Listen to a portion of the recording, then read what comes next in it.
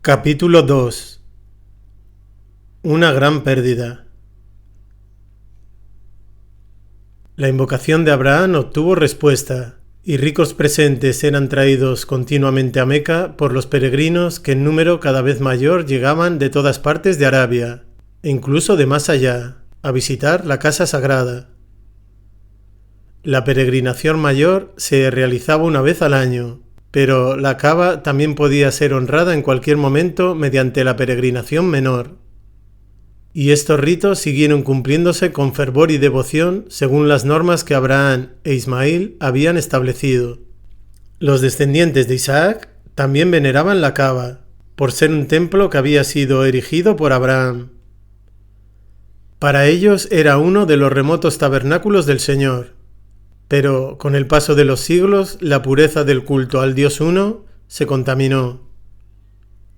Los descendientes de Ismael se hicieron demasiado numerosos para vivir todos en el valle de Meca, y los que partieron a sentarse en otros lugares llevaron consigo piedras del recinto sagrado, y realizaban ritos en su honor.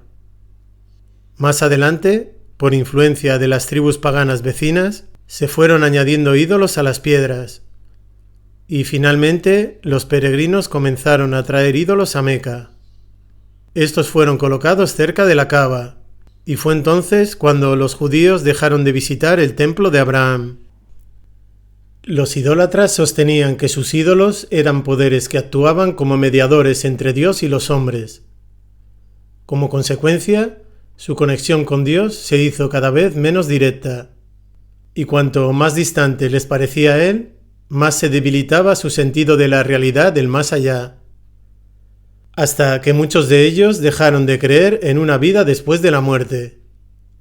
Pero en medio de ellos, para quien supiera interpretarlo, había una señal evidente de que se habían ido alejando de la verdad.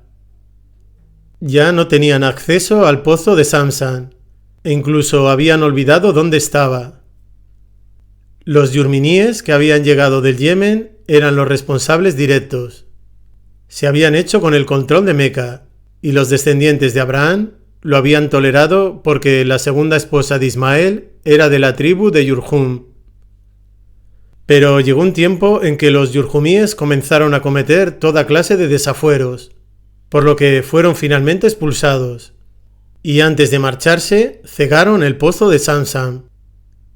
Sin duda, su motivo fue la venganza, pero también es probable que abrigasen la esperanza de volver y enriquecerse con ello, porque lo llenaron con parte del tesoro del santuario, las ofrendas de los peregrinos que se habían acumulado en la Kaaba a lo largo de los años, y luego lo cegaron con arena.